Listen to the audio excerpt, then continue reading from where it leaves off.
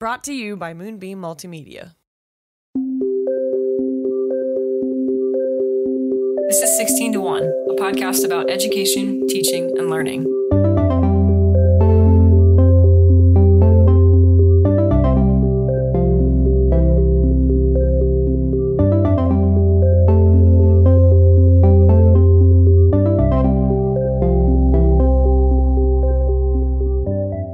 Hello there. Hi. How are you? Yeah. That's not an answer. I'm doing well. I am doing as well as any teacher in May can do. Uh-huh. That's my answer. It's that time of year. It is. That time of year thou mayst in me behold. Mm-hmm. When I become... Yep. Keep going. Sludge. Okay. Oh. Was not expecting sludge, but it wasn't wrong. Sludge. The teacher sludge month. We're almost to the end of most regular teaching years for people. Some people go into June. Before we get started, Chelsea and I took a very quick trip to New York City. We did. A one-day trip.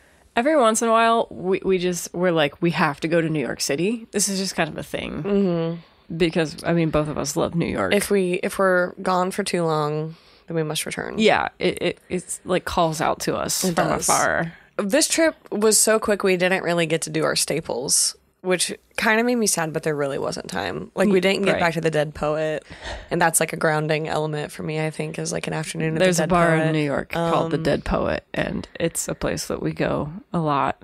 It's a little hole-in-the-wall Irish bar in the Upper West Side, close to where I used to live, and it's a really fun little place. We like to go there. So, but we've been keeping tabs, obviously, on all the shows that are back on Broadway, and... well, really, there was one show that we were like, we have to go see. Yes. And that was the Thanksgiving play. So we were like, we have to go see this because it's very limited. Uh-huh. Right. We like all of those actors. We've been big geeks about all the TV shows that they've been in, so we had to go see it because they were all in one place at one time. So that was the first thing. So we got those tickets for the evening show, and we were like, we'll just build around it. Well, then we thought about Sweeney Todd is back with Josh Groban and Jordan Fisher and Gatton Matarazzo from Stranger Things. Mm-hmm. Those tickets were way too expensive for a teacher to afford. I'm just going to keep it that's not a teacher salary kind of ticket. So that was a no. But then we remembered that Parade is out, which the music is by Jason Robert Brown. Yes. And this is its revival. Yeah, this is a revival. Uh-huh. And it has Ben Platt. Yeah. And Michaela Diamond in Jason Robert Brown he wrote the music and lyrics. He's one of my favorite composers. Yeah. So we got Parade tickets. And I think Parade just got nominated for like 6 Tonys, something insane like that. So we saw Parade in the afternoon. We found, as Chelsea and I think this also must be part of our own homing devices, because if there's one thing Chelsea and I can find, it's an Irish bar. It's a pub. Yeah. We love an Irish pub. So we found one. We do. A block from our hotel. Spent the afternoon there. Went to the first show. Yes. Then we accidentally ended up at maybe the most famous Broadway bar of all time, Sardi's. Yeah, we were at the restaurant. Sardi's is a very famous Broadway. My dad knew what it was before I did. It's a hangout for Broadway people, historical Broadway hangout. And it's... yeah, we just wandered in there. We were like, it's raining. Let's pop in here. Yeah. And we were in Sardi's. Well, and if you're not familiar with Sardi's, it might become familiar if we tell you that it's covered in caricatures of favorite people or famous people. And then we went to the Thanksgiving play, and we got to meet the cast of the Thanksgiving play. Well, 3/4 of the cast. Mm-hmm. After the show, we got to meet Chris Sullivan and Scott Foley and Darcy Carden, and they were some of the nicest humans I've ever met. They were super nice. Which either means they're really good at acting or they're actually genuinely nice. I always get nervous meeting people of some renown, because if they fail to live up to your expectations of how they should treat other humans, it can be a real bummer, because then it's like, do I keep watching the show that I love? And if those 3 were jerks, it was going to ruin a lot of things for us. It was going to ruin This Is Us. It was going to ruin Scandal. It was going to ruin A League of Their Own. It was going to ruin The Good Place. I mean, it was really going to knock out some like top tier TV. Yeah. So. If any of them were trashy, it was gonna make us very sad. But they were all so lovely. Yeah, it was just really super nice. kind. So we ran back to New York for one day, ran home. Yeah. So we made that quick trip mostly for theater. Mm-hmm. Had some great food. Oh, we went back to the Irish bar. We went back to the Irish bar, which is probably now our Times Square Irish bar, we'll call it. Hurley's. It's called Hurley's. In case you're in the area, they were super nice in Hurley's too. Everyone in there was nice. Yeah, the owner, everyone was very kind. I said this to Katie when we were in the car on the way home too, but I lived in New York for a short time, but it was a great time. And I've never, ever understood the cold, rude New Yorker stereotype. I've never understood it because when I lived there, everyone was so friendly. And when we went there this time, everyone was so friendly. We had the nicest interactions. And this is like, you know, people who worked there and lived there. Like, not just random. I mean, the tourists were the ones who were the rudest and weirdest. Yeah. And we actually had good luck with tourists this time, too. Like, for the most part, we are tourists. Yeah, we had a just great felt time. Extraordinarily welcoming, and it was a lot of fun. I feel like even when we've gone to like the touristy places, like Tavern on the Green, like those people are kind. I kind of think that impression comes from out-of-towners who come and who don't understand how the city works. Yes. When you're existing inside a mesh of just millions of people, there are different norms and ways of being that you have to expect. So like subway you have travel, to keep moving. Yes, you have to keep moving. Subway travel is super stressful, and we didn't do it this time because we just avoided the subway altogether. But subway travel can be really stressful, especially if you don't know where you're going and you don't know how to navigate it. But I could completely understand why for out-of-towners that would be a very stressful experience where you feel like everybody around you is just rude because everyone's just kind of in their own little world trying not to get jostled around and trying to get from point A to point B, and probably they're late and probably it's like uncomfortable and the subways are often like gross and crowded and hot and wet and full of rats and all kinds of experiences of humanity that you're not necessarily prepared for. So I can understand why an out-of-towner might have an impression that the people in New York are of a certain sort, but I've never thought it's fair. I really don't get it. No, I don't either. And I mean, I didn't live in New York, but I have now been more times than I can count, and it's still one of my favorite places. So. Yeah. Okay. The week that this episode is coming out, hot off the press to you, is National Teachers Week. So a quick thank you to all the teachers. Oh. You're doing great.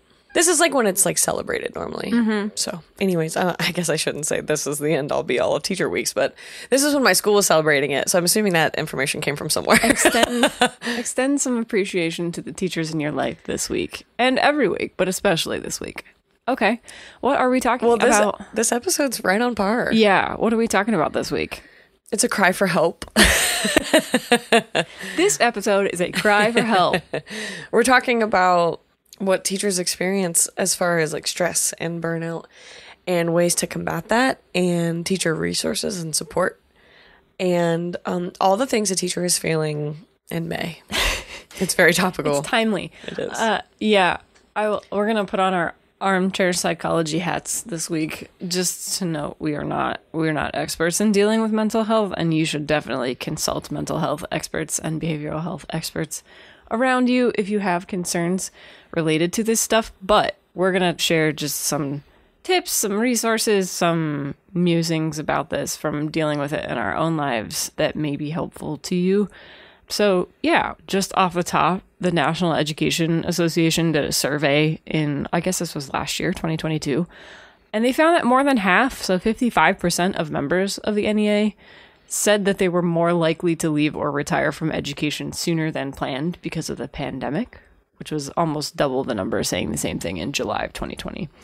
So the pandemic and all of the fallout from the pandemic and all of the attitudes about teachers and teaching that have bubbled to the surface because of stresses related to the pandemic, they're having an impact. But can I just say one thing? It wasn't great before the pandemic either. Right. So I think that's what I was important. about to say. Sorry. I just think it's really important to note because I think the pandemic escalated a lot of it, but we were already tired. I would agree with you. I was tired in February of 2020. I would agree with you that I think that it was that the pandemic didn't really necessarily create these problems. It just brought more of them to the surface and more of them to the public eye. It kind of just more intensified problems rather than created them. Well, because we've talked about this a million times, but there was like a week of the pandemic when teachers were heroes, and then it immediately became we were the anti-hero. Like, we immediately became the villain of the story. And so there was really no in between. So for like a week, I was like, wow, I'm really appreciated. And then the next week, I was like, why are they coming at me? Yeah. Why do they have pitchforks? Yeah. So, as we all know, stress is a normal physical and mental reaction to our experiences. Yes. We all express it from time to time, sometimes constantly. not just from time to time. And that can be anything from your everyday responsibilities, like your work and your family, to serious events like a health diagnosis, war, or the death of a loved one. Yeah. There are normal things, like stress is normal, Yeah. is I guess what the point of this is. So like we need not be super concerned if we experience stress from time to time, even if it is unpleasant, because stress is just a part of life. However, there's a line. So it can be positive, like Chelsea said, and your stress becomes negative, and then it can affect your health, your mood, your productivity, your relationships, and then also your quality of life as a byproduct. And so along with that is burnout. And I think it's interesting to consider the difference because I think they go so hand in hand for people. I think this is part of why we want to talk about this, is because a lot of times people think that the stress that they're experiencing is just a continuation of normal stress. But you're actually burnout. I think a lot of people don't necessarily realize when they're burnt out, which is why we're talking about the difference here. So what's burnout? So burnout is just a state of physical, emotional, and mental exhaustion that is caused by the excessive and prolonged stress that someone is experiencing. And it normally occurs when you feel overwhelmed, emotionally drained, and unable to meet constant demands. And burnout can lead to physical and mental health problems such as fatigue, anxiety, depression, and heart disease if you're not careful. Yeah. So again, the line's a little bit blurry because when... Yeah, and I mean, stress can also cause right. a lot of these things too. It's just the... A lot of it is the chronic nature of it. So when you're... And this is why, again, it can be hard to notice when you start to experience burnout, is because it feels like it's, well, more of the same. And it kind of is, but that's the problem, is that when the same looks like constant stress for a long period of time, that's when it kicks in. Yeah. So... some of the causes of stress and burnout for teachers. Do you want me to just go off the top of my head? Yeah. Or you want me to? For real. I guess I want to say that part of the reason why we're talking about this is not because teachers don't know this, but it's because, well, I guess, okay, for a couple of reasons. One is that it can be easy for us to explain away our own stress or ignore it. So sometimes we do need reminders of what we're experiencing, and we do need to be told, oh, okay, this is not normal and not good for me. But also... this can be helpful for administrators and support staff and all kinds of people, like boards of education. It can be helpful for those individuals to become aware of this stuff too, so that we can we can create structures of support around teachers who need it. So some of the causes of stress and burnout for teachers. Yeah. Large class sizes, high student to teacher ratios. As we've mentioned a couple of times, the name of our show, 16:1, was at the time that we created the show, the average student to teacher class size ratio of classes in the United States. Public schools. Yeah, public schools in the United States. So large class sizes, you probably have dealt with some pretty big classes over the course of your teaching career. The more students in a class, the more you're responsible for, the more work can really have a big impact. Low pay, lack of benefits. This is not unique to the teaching profession, but those who are struggling with low pay and lack of benefits can experience stress and burnout. Unruly or disruptive students. I know that you stress a lot when you have behavior problems because I've seen you do this. You worry about your kids and you want them to do well. And when your kids are misbehaving, it really affects you because you want them to act in a way that is going to guarantee their own long-term success. And yeah, I've seen you stress about that a lot. A lack of administrative support. We could unpack that, but I think a lot of teachers know I think this list is going to be pretty obvious to people as far as, you know. Well, I don't think we're saying anything revolutionary here, but a burden of paperwork and administrative tasks, high stakes testing. Last episode, we're talking about this because you were stressed because high stakes testing was taking place. Parental involvement. Or lack of involvement. Oh, yeah. I suppose that could go both ways. It does go both ways. An absence of parental involvement in a student's life. And then parental over-involvement, maybe. Let's just call it that. Yep. A work-life balance, which does not exist for a lot of people. Feelings of isolation or lack of support network. Yep. Changes in the profession and pressure to stay up to date. So, pressure of getting in your required hours for credentials or just licensing, or the ways that things can grow and shift around you. COVID policies, like we talked at the top of the show. And then the injection of politics into education and the media circus that we currently have in this country around the teaching profession. Yeah. So those are all, not all of the causes of stress and burnout, but those are all causes. And have you experienced any or some of these? No, I feel really good. I've had a very unique experience where nothing's ever gone wrong. None of these have impacted you. No, I mean, certainly all of these in some way or another. And the one thing that I wanted to mention about mental and physical health and like burnout concerns and stress and anxiety and all of these things is like, and this is coming from me, Katie, like I am someone who I've been working on my mental health now and medicating and things like that for the past 7 years. Like this is something that I realized in my mid-20s that like I couldn't just keep not dealing with. Not all of it was because of my job, but certainly a factor of it. But the one thing that I just wanted to mention that scares me the most is that when untreated or not properly cared for, you create so many other potentially really intense health concerns for yourself.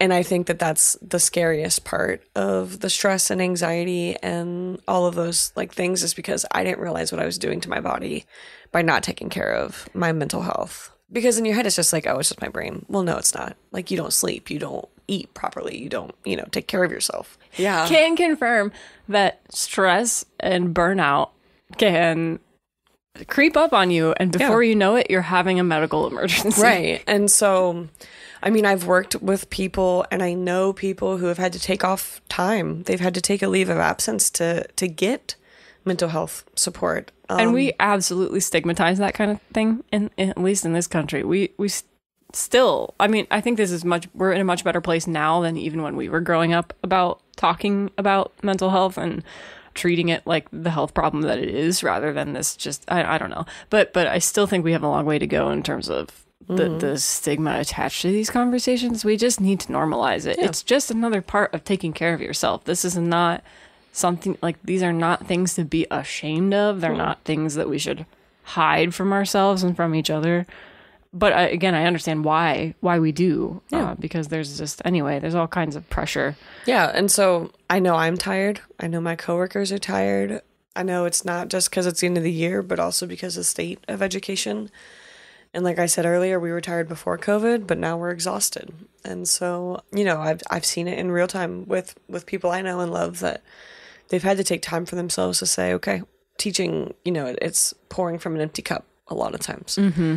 And so I think one of the most important things that you can do for yourself is to help recognize the signs of burnout. And not only yourself, but even in your friends. Mm-hmm. I'm able to look at my friends and say, you need to nap, or you need to not grade tonight. You need to nap. It's kind of like talking to a toddler. It's time for you to go nap. Yeah. No, you're hungry. I can tell. Yeah.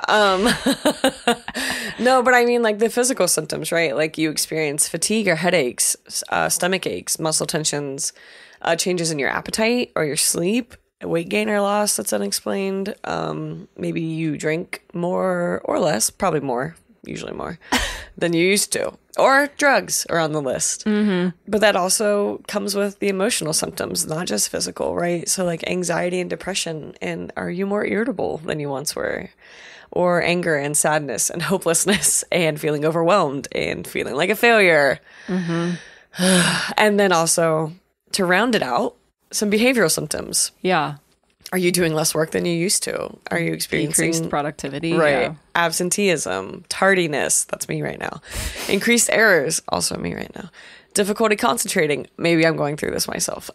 Making careless mistakes, taking more sick days, withdrawing from activities or professional developments. Mm-hmm. So these are all like changes in yourself that you would normally say, oh yeah, every week I do this. And the behavioral list, I think, is especially important because those are the ones where administrators might be able to notice and try to take proactive action. I mean, being aware of these things and if there's a pattern of them and if they're happening in conjunction with other life stresses, like that might really be a sign that there's a really big stressor or burnout is starting to set in. And that might be a sign that you need to step up as an administrator and make sure that person on your staff has the support that they need. Yeah.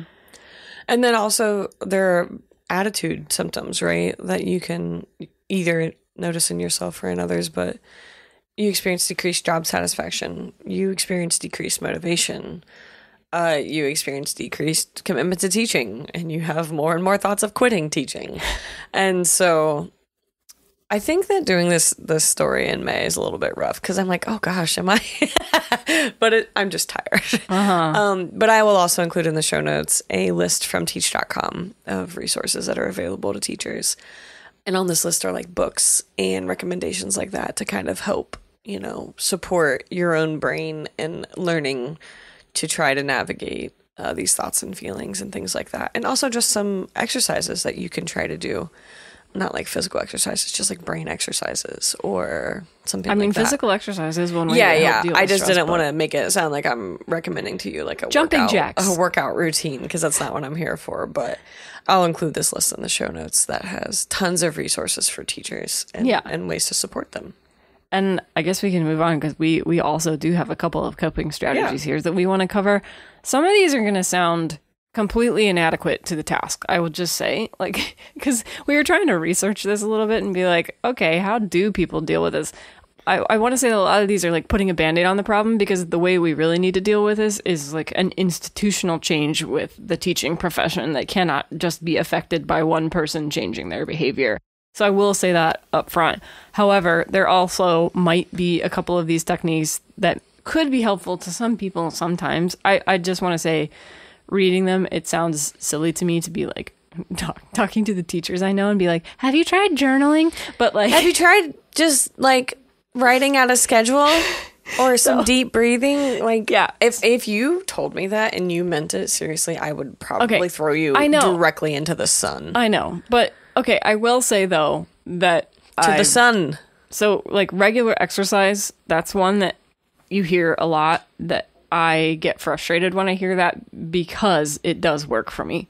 When I don't want it to work because it's true. I don't want it to work, but it does. And when I remember to go on my little like midday walk every day, I feel better. So regular exercise. Thanks, I hate it. Yeah, mindfulness and meditation exercises, deep breathing, journaling, and time management. Okay, those are the ones that to me feel like Band-Aids on the problem, because if you're a teacher experiencing burnout, journaling is really not. Maybe, I don't know. I don't mean to, I'm being mean about journaling. If it works for you, have at it. There may be circumstances in which it works, and for different reasons it might work. And like journaling, especially if you're journaling parts of your like teaching day and then bringing that to an administrator, maybe in like a review or something, and you can be like, hey, I'm actually taking notes on the problems I'm experiencing in my day-to-day. It might be useful to you. And again, I'm not trying to just be like, this is terrible. But I will, again, they just seem silly when you put them up against the wall of stress that is teaching. But there's some other ones that I think so like setting boundaries and prioritizing self-care. There's some other tips here that I think you've had more luck with.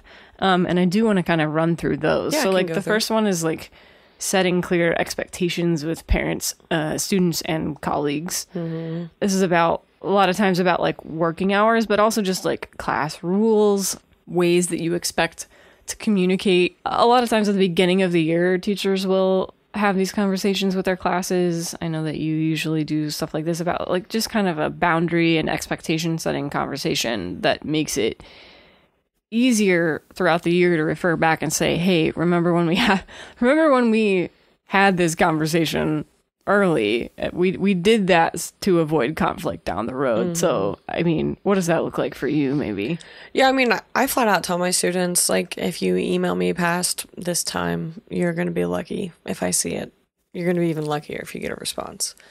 I try to be honest with them if I know I'm going to be out for some reason, like if school, I'll try to say like, hey, I'm going to be at this meeting tomorrow, but I will have access to my email, or I will not have access to my email. And so I try to be really clear with them about what my availability will be like. Yeah. I recently had to, I turned off Slack notifications on the weekends, which was a big deal for me because I work at a startup, and like Slack is the way that we communicate. It's like our work messaging platform or whatever. But I had to turn off notifications on the weekends because I was realizing that I was just becoming consumed by the little ding. Every time it went off, I would just immediately have to be like, I need to go fix this problem, whatever the problem is. And I was like, okay, this is actually bad. This is bad for me. I need rest and relaxation time. And if my brain is constantly on call, I'm not getting that. So I think this is kind of similar to what you're saying is like, there are times when I do not expect to hear from me or be heard if you try to get in contact with me. That's a big deal. Yeah. And like along with that, it's just like setting really clear working hours and sticking to them. So like when I first got my job, I would bring homework and I would like lay in bed and grade. And then I got to the point where I was like, this isn't good. Now I don't grade while I lay in bed and watch TV. And so that was like a boundary that I set. I try to be leaving school within an hour after it's over because my school's done at 2:30. So I try to be out the door by like 3:30. Doesn't always work. And some days I get out way before 3 and some days I'm, you know, like there's no in between, but it's kind of just my hope is usually to be out by 3:30. Because by like my contract, that'd be an 8-hour day. So like I feel like that's pretty fair. But I really try not to bring too much home. But the trade-off is like if it's just grading I'm staying after to do, then I try to bring that home to grade instead of sitting at school to do it. Because I'd rather be sitting on the couch grading where I'm comfortable than sitting at my desk grading where I'm less comfortable. Yeah. So I try to like, I don't know, I kind of sound wishy-washy on it, I guess, but I try to just do what I can, obviously, if it has to be done there.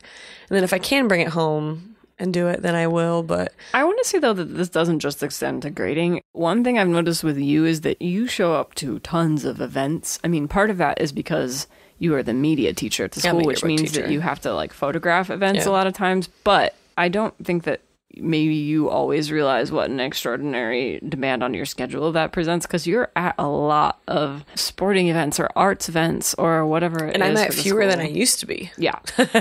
And that was something I intentionally tried to do. And some of it is just like you want to show up for your kids and like you want to support them. So it's not like this burden on your of you, but it still is. From 10,000 feet up, it still is a huge commitment of time on your part that is outside of your normal working hours. And we just kind of expect teachers to show up to those things a lot of times. And I don't know that if those of us who are not classroom teachers, if we were asked to show up to those kinds of things with the kind of regularity that teachers are, if we would appreciate it very much. Yeah. Yeah. And like I said, since I do the yearbook, that requires, I mean, it's a stipend. So I do get compensated for it, but it's still a lot of time and effort.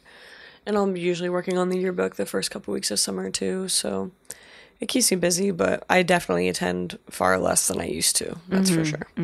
Which you've had to do to protect your own mental health, to be clear. It's not just like you decided you wanted to stop showing up. It's like you need to also take care of yourself and your non-working hours. I'd like to be home.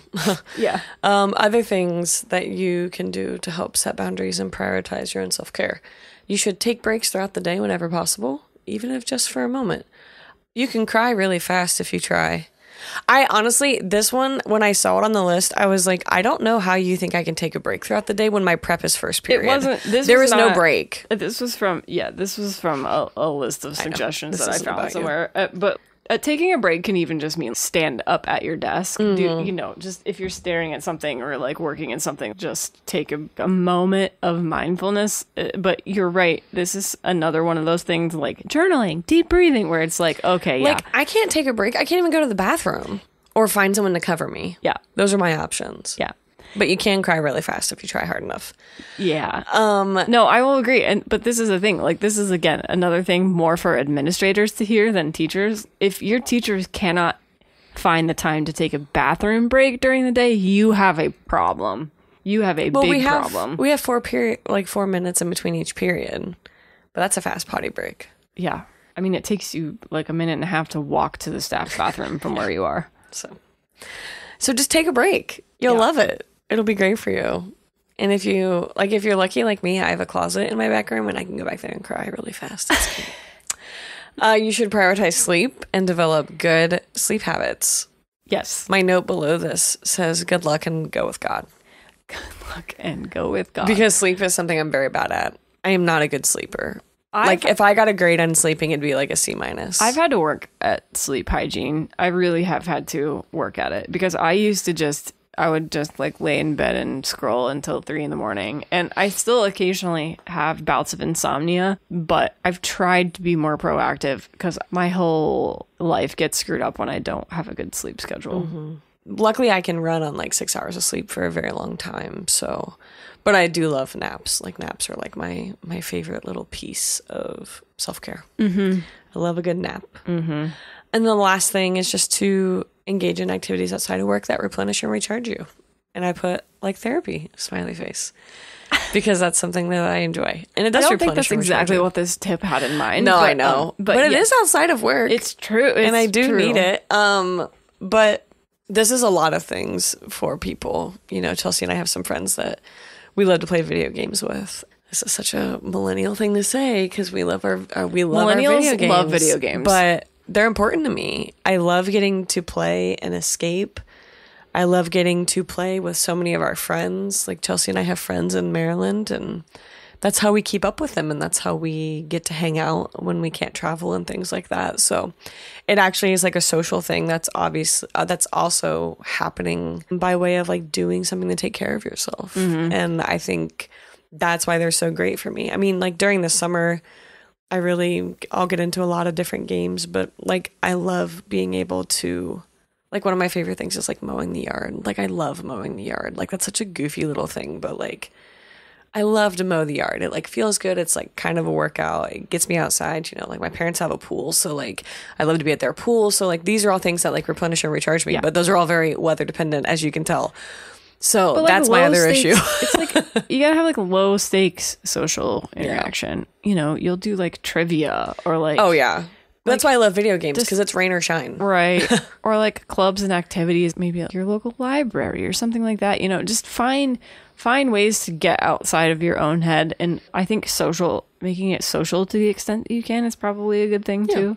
But yeah, just these different ways of building habits of getting outside of your own head and for, you know, setting aside the stress for a while and not fixating on it. Something that just sort of pulls you outside of that internal cycle of stress is important. And now the last section, building resilience and preventing burnout in the long term. Mm-hmm. So what's important?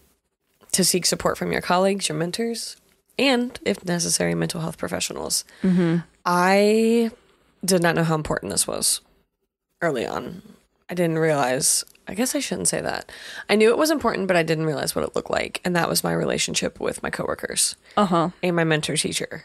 When I was hired at my school, I came in with another teacher who was 7 or 8 years of teaching ahead of me, but was also new to the district.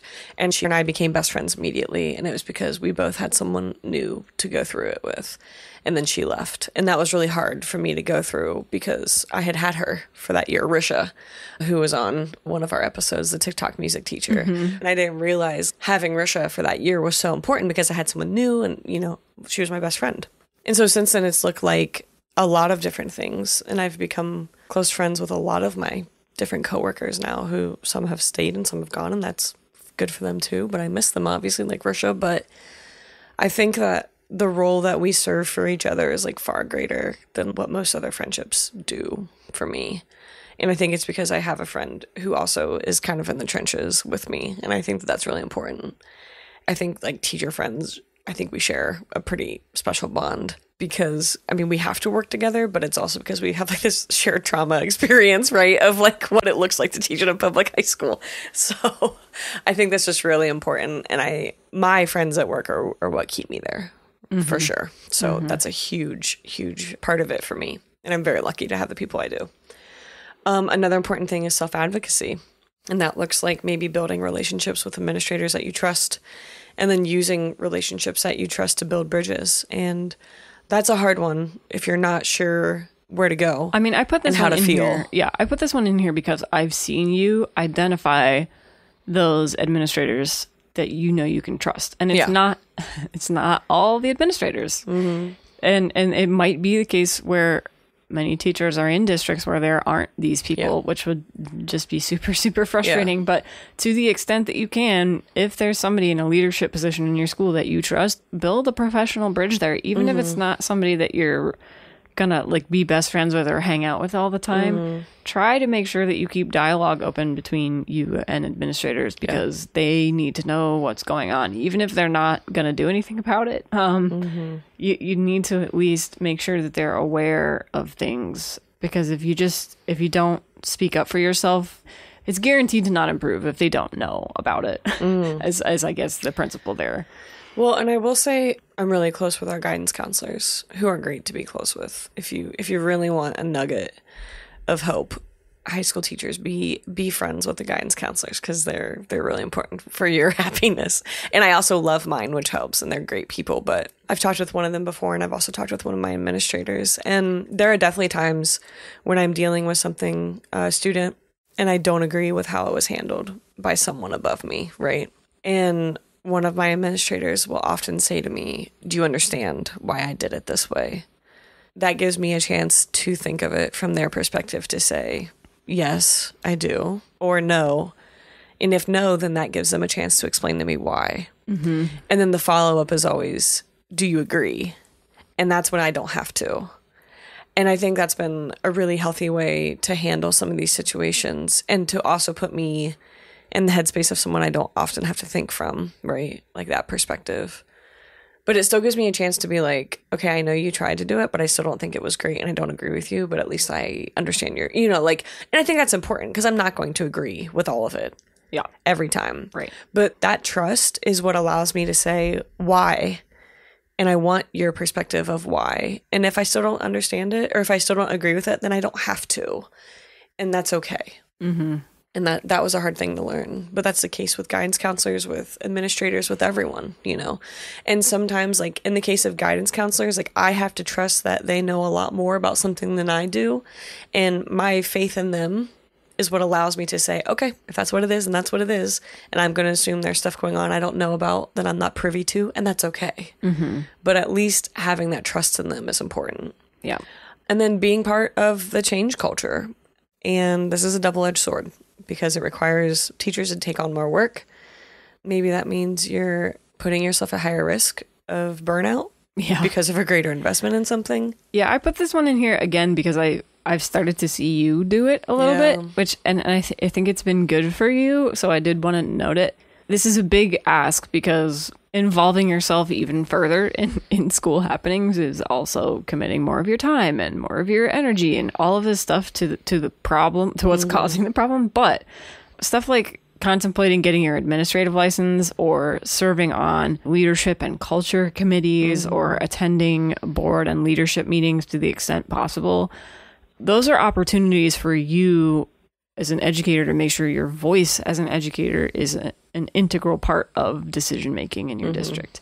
And while it is a bigger time commitment, and that can have stress come with it, like you said, it's also a way for you to become you to have more agency in your own workplace, really. It's a way for you to be driving some of the decisions that can end up alleviating stress for teachers. So again, this isn't possible for everyone. Not everyone has the luxury of being able to do this. Not everyone has, districts where they feel like they can become effectively involved in leadership. But leadership is not something that you just have to allow to happen to you. It's something that you can participate in. But it's also like a skill that you have to cultivate. It's not something that you just, like, we have this kind of myth of natural born leaders, but leadership is a skill. And it's something you can practice and develop over time. And if you are noticing problems in your district and you want to, you wish that they would change, wish that something would change, you can be a part of that. Yeah. I definitely think that some people are more naturally gifted towards it, and in being one. I think that there are certainly people I've met that I'm like, oh, this would take very little work for you. I don't know that I think that that's true. Part of this is because I just read this book called Mindset, which is about growth mindset versus fixed mindset. And that book, a lot of it is about kind of overcoming this idea of like natural talent. Because if you think that natural talent is a thing, it basically shuts down a drive for further learning and improvement. If you think that people's talent and skill is just they come by it naturally. I think if you would ask some of the people who you think are good leaders whether they think it's natural, they probably wouldn't say that it is. They probably would tell you it's a result of effort. It might appear to be effortless, from the outside, but that doesn't mean that it actually is. But anyway, I know what you're saying, though, where it seems like there are people who just kind of have a knack for something. I disagree. Well, it's true that you can still just like have a knack for something. I guess. Yeah, I guess I'm just thinking of like the kids that I see in my classroom. Like some of them, it's very obvious that they just naturally kind of fall into these positions because they're well suited for it. And when I've asked other students to step up and be a leader, it has been much harder for them. To do that. Right, but I guess I'm saying is that applying effort should not be like the kind of ultimate decider. Like we should want people to apply effort to improve themselves. That's the kind of like growth mindset. I'm just saying for some students, it would appear as though very little effort went into it to make a big change, and in others. Sure, and it might be the case that at different times, especially at different times in students' lives or whatever, they are just kind of, for whatever reason, chance has made it so that they more easily fall into some of these patterns. But I guess all I'm saying is that if we want to cultivate leaders, we need to treat it not as a kind of like natural gift, because then the kids who don't have the natural gift are going to go through life thinking that they just don't have the gift and therefore won't be leaders. And this is what I'm worried about with teachers too. If you just don't think you have the gift of leadership, then why would you ever... what steps would you ever take? You wouldn't think that there are steps that you could take or skills that you could improve if you think that it's about natural gifts. Yeah. All right. You don't like that, though? I don't know. I don't have a well-established argument otherwise. Maybe it's... I don't know. I've been a coach. I've been a teacher. I've been an advisor. I've been a mentor. I've like done all these things, and I have seen different levels of these things and all kinds of people. I've worked with people, I guess my opinion is that some people are more predisposed to it naturally than others, but that's the argument that you're saying is not true. No. You can certainly have like natural talents and gifts. You can have an edge just because of the way that you're born or raised that make it so that you have an advantage over your peers. That much is true. But I think the thing that I'm trying to communicate is that there's a difference in mindset. Is becoming a leader, is it something that just happens because I'm naturally gifted in leadership, or is it something that happens because I practice and get better at this day? I work hard to become a leader. Yeah, I don't know what my students would say about that. I don't think my students would know that they're practicing it. Just zooming out for a second, I think the main takeaway here is not that there aren't occasionally limits on people's ability. Having a growth mindset is not to say that like anybody can do anything anytime, but that insofar as we treat skills and abilities as natural, we kind of artificially place limits on what people might become capable of if they apply themselves and work at it.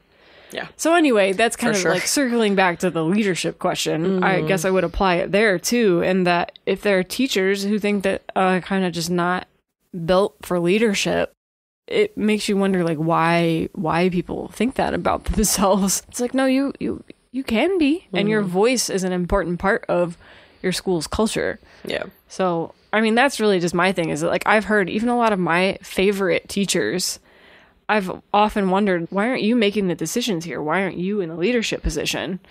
Some of my favorite educators are just like, well, that's just not for me. It's just not my kind of thing. And like a lot of that just has to do with like maybe you don't want to spend your time doing the administrative burden of paperwork and all of the crap that comes with those kinds of jobs. Or doing the extended. I mean, it's not just those things. I mean, it's an entirely, There are definitely like practical concerns that come with that too that might prevent people from doing that. And then it's just like, no, I want to be a classroom teacher. That's where I shine. I totally get that. But I have also heard this, I'm not really cut out for it kind of thing. And those are the things that I would push back on and be like... That might just be what they say too, to avoid being pushed on any further. Yeah. I mean, there are plenty of things that if I could work hard enough to do them, then I guess I could, but that doesn't mean I want to. Mm-hmm. Could I go to school and be an administrator?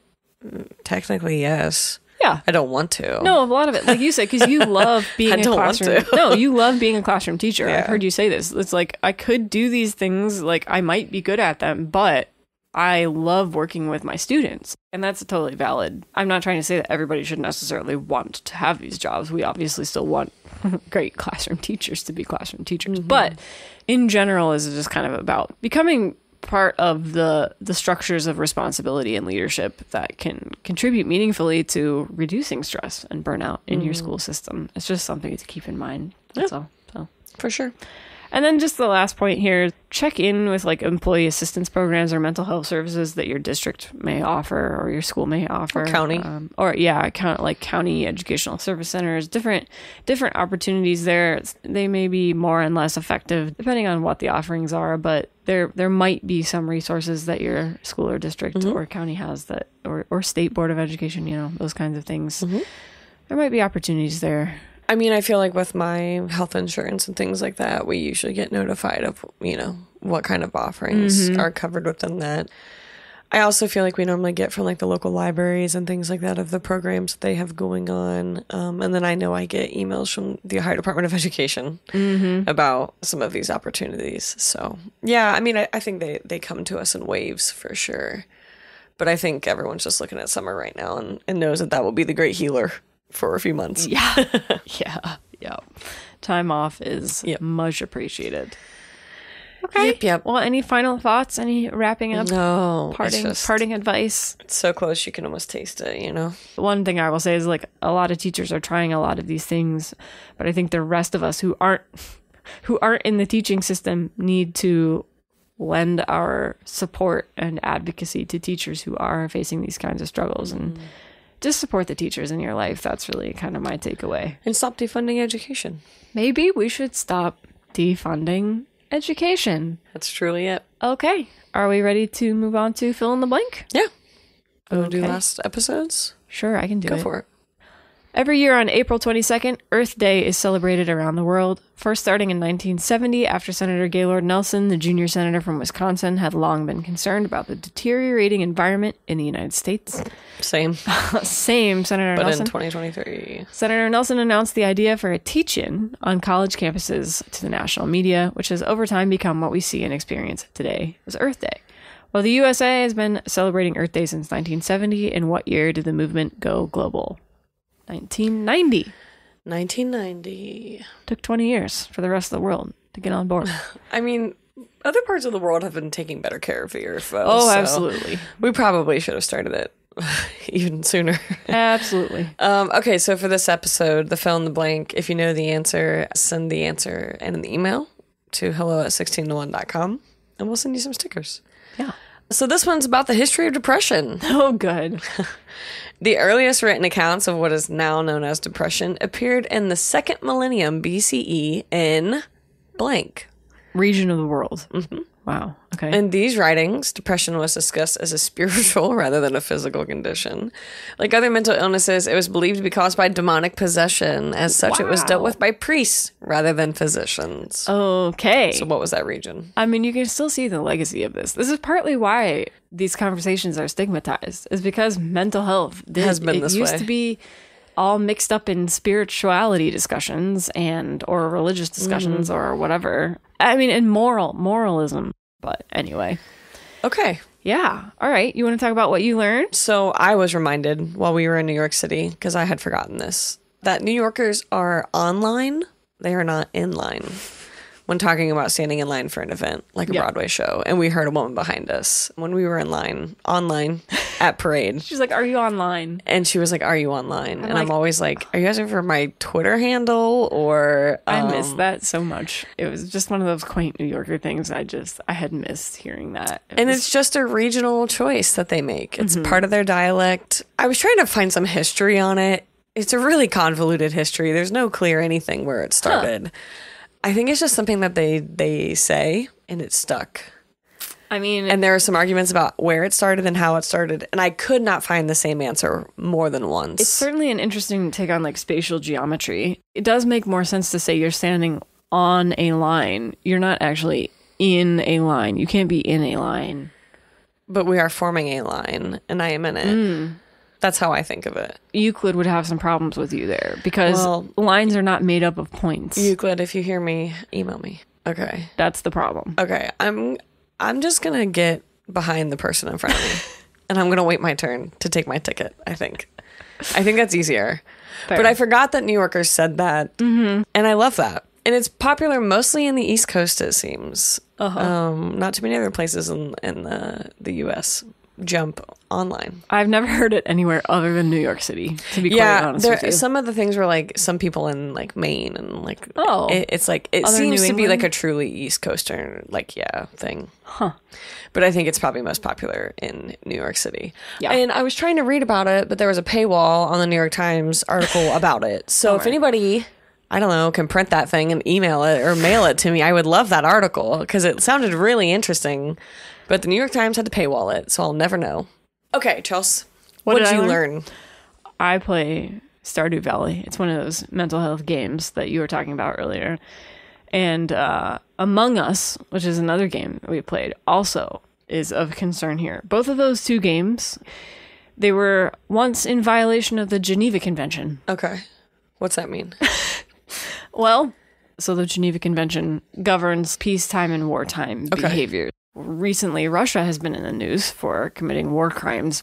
Typically, what we're talking about these days is that we're talking about them having violated the Geneva Convention, which is basically just the rules of war. A bunch of countries signed on to the rules of war. So everyone agrees these are the rules. Yeah. Yes. The signatories are in agreement that there are certain behaviors that are just atrocities that we shouldn't commit even in war. We shouldn't kill civilians and we shouldn't kill medics and stuff like that. Yes, stuff like that. So that's the Geneva Convention.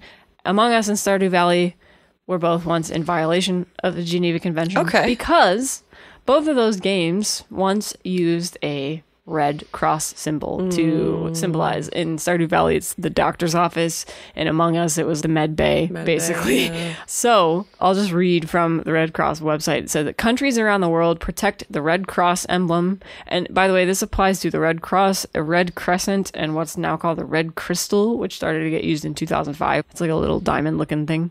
So, countries around the world protect the Red Cross emblem and limit its use to official Red Cross organizations and programs, as well as the medical services of their armed forces. In the United States, only the American Red Cross and the Medical Corps of the Armed Forces are permitted by law to use the Red Cross emblem.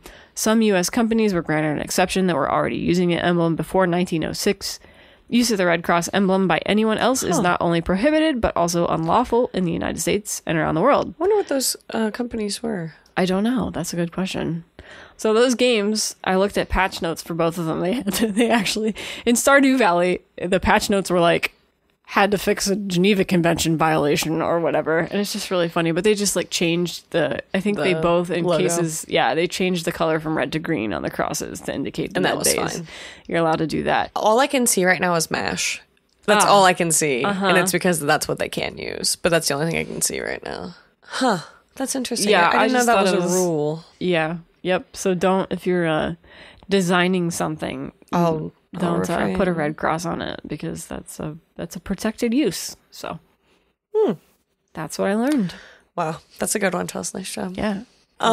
We are currently watching Jury Duty. Oh man, which is one of the greatest things on TV. It's pretty funny. It's on Freevee. Is that what it's called? Yes, Freevee is an ad-supported Amazon network. It has James Marsden in it. I don't really want to say too much. It's really funny though. Well, the premise of it is worth explaining. It's a mockumentary where one character doesn't know it's a mockumentary, and it's about jury duty. So the star of the show does not know that he's in a in a fake jury trial, but everybody else in the show is an actor. We're back into Mrs. Maisel. Sweet Tooth is back. Oh yeah, season 2.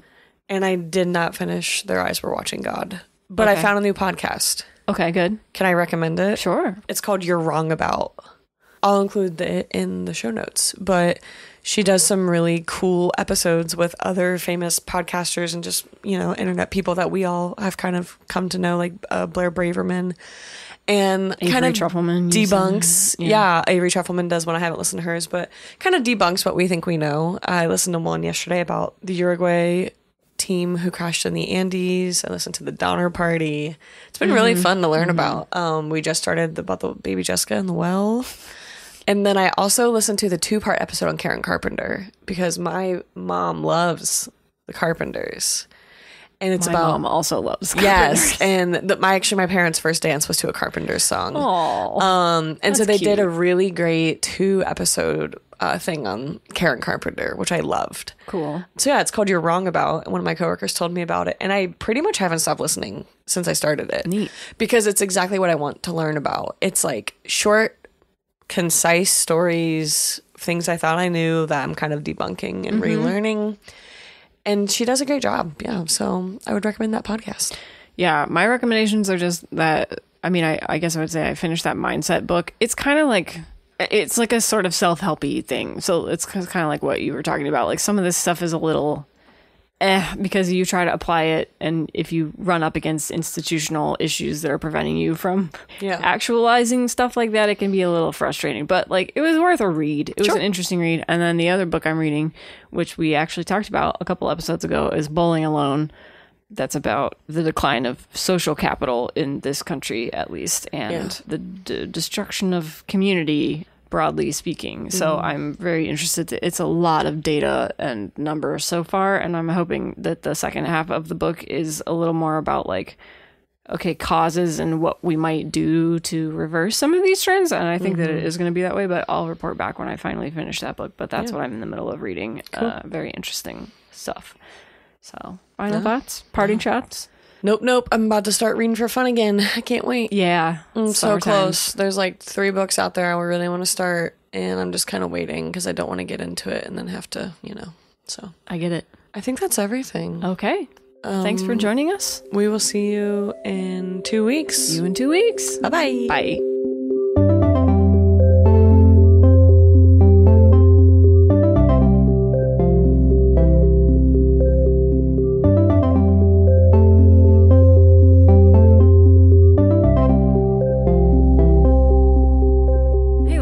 Thanks for supporting 16 to 1. We're trying to grow our audience, so please check us out at 16to1.com, all spelled out, and tell your friends about the show. On our website, you can find links to follow us on social media, an archive of all our old episodes, and a contact form where you can get in touch. Thanks again for listening, and we'll catch you next show. Who are the nerds? Theater people. I wouldn't know that. If your question is who are the nerds, the answer is always theater people. I know, but you are such a nerd of so many varieties.